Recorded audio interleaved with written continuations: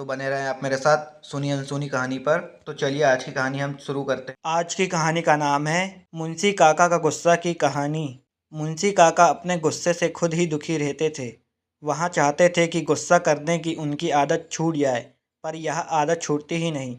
पहले उन्हें बूढ़े शब्द से नफरत थी, तो वहाँ बूढ़े ही, लेकिन उन्हें यह बात बिल्कुल पसंद नहीं थी कि कोई उन्हें बूढ़ा कहे।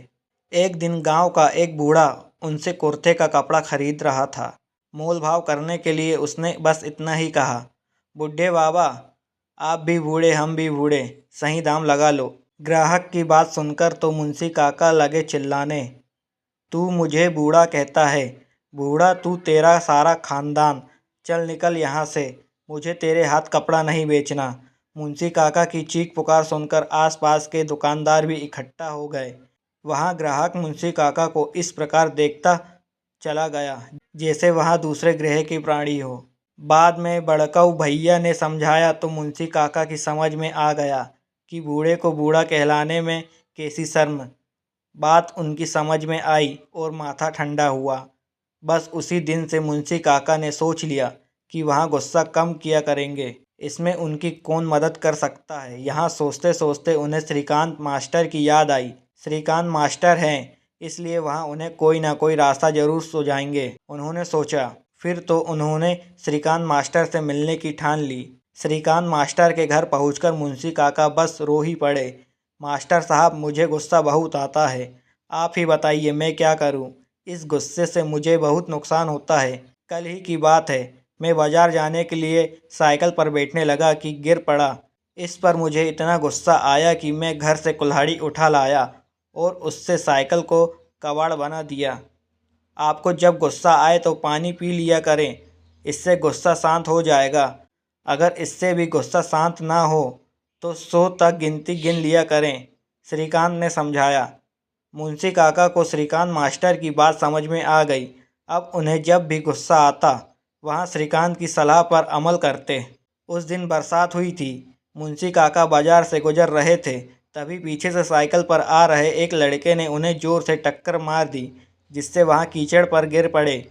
उनके पैरों में चोट भी आ गई। लड़के ने जब मुंशी काका की हालत देखी तो वहाँ माफ़ी मांगने लगा, पर मुंशी काका का गुस्सा तो सातवें आसमान पर था। मुंशी काका का गुस्सा देखकर उसने साइकिल उठाई और 9-2-11 हो गया। इस पर गुस्से से भरे मुंशी काका को श्रीकांत मास्टर की सलाह याद आई और वहाँ लड़खड़ाते हुए पास के नल से पानी पीने चले गए। उनके एक पैर में तेज दर्द हो रहा था। पानी पीते पीते उनका पेट भर गया, लेकिन गुस्सा ठंडा नहीं हुआ। इस पर वहाँ वहीं खड़े खड़े गिनती गिनने लगे, 1 2 3। मुंशी काका को गिनती गिनते देख बहुत से लोग आसपास इकट्ठे हो गए। क्या बात है बुढ़ऊ? एक ने पूछा। उसकी बात सुनकर मुंशी काका का गुस्सा और बढ़ गया। वहाँ जोर जोर से गिनने लगे, 40 41 42। लगता है बेचारे का कोई पुर्जा ढीला हो गया है, दूसरा बोला। मुंशी काका चीख चीख कर गिनती गाने लगे, 80 81। तभी वहाँ खड़ा मुबारक बोला, क्यों भाई लोगों, बुढ़ऊ सुबह तक तो ठीक था।